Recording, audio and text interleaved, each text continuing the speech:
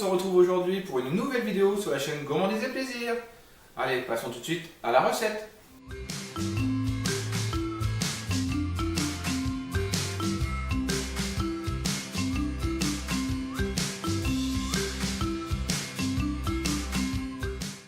Et la recette du jour, ce sera les pâtes émincées de dinde à la sauce madère. A tout de suite pour les ingrédients.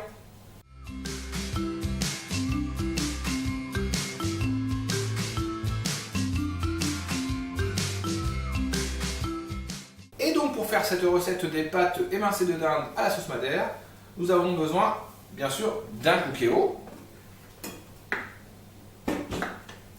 Nous aurons besoin de champignons de Paris. Alors moi je les ai pris frais, mais vous pouvez très bien les prendre déjà coupés en boîte. D'une cuillère d'huile d'olive, d'un petit peu de porto, de la dinde, donc moi j'ai pris des escalopes que je vais émincer, d'un petit peu de crème fraîche et de pâte bien sûr. Il faudra laver juste avant, il faudra bien laver les pâtes. Allez, on se retrouve tout de suite pour la recette.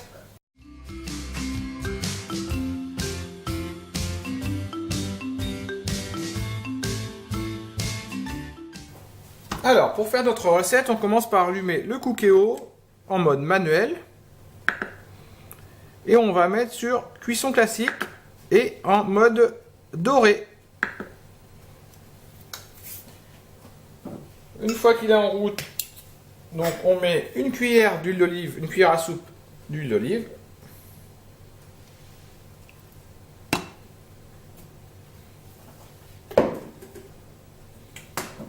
On laisse chauffer un petit peu le cookéo. Une fois qu'il a commencé à chauffer, on met les champignons. Moi je les ai déjà coupés en lamelles.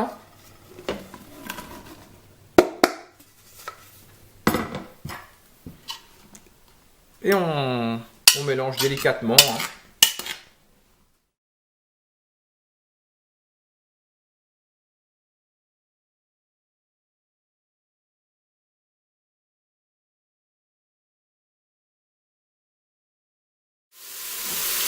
Voilà, au bout de 2-3 minutes, les champignons commencent à fondre légèrement. On rajoute les émincés de dinde.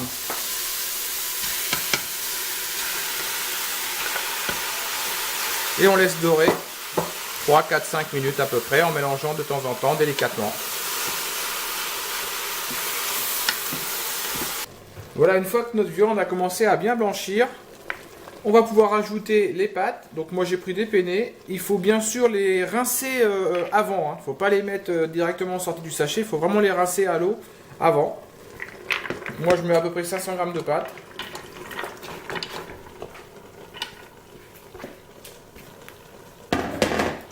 Je mélange.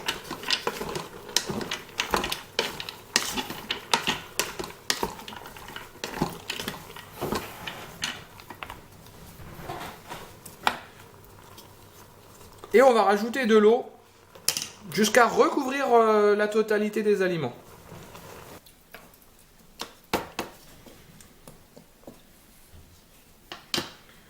Voilà, une fois qu'on a rajouté notre eau, on va pouvoir arrêter la dorure.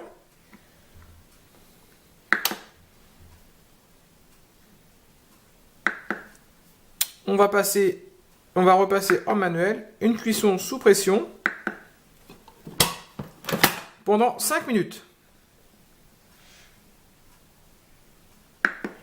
Donc la cuisson des pâtes et de la viande vient de se terminer. Alors il se peut qu'il vous reste un petit peu d'eau. Dans ces cas-là, c'est quand même conseillé de dégoûter un peu. Voilà, s'il reste vraiment un fond d'eau, c'est pas grave, mais si vous commencez à avoir de l'eau, vaut mieux les égoutter. Ensuite, on rajoute 5 à 6 cuillères de crème fraîche. On mélange.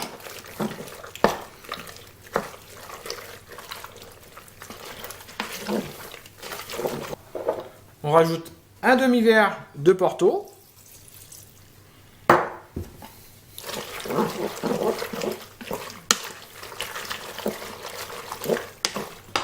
Et on laisse à peu près une dizaine de minutes en maintien au chaud.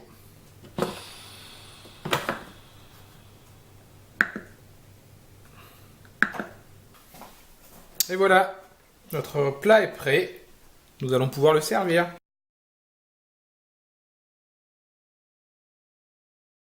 Voilà, notre recette est terminée. J'espère qu'elle vous a plu. N'hésitez pas à liker la vidéo, à vous abonner. Je vous dis à la prochaine sur Gourmandise et Plaisir.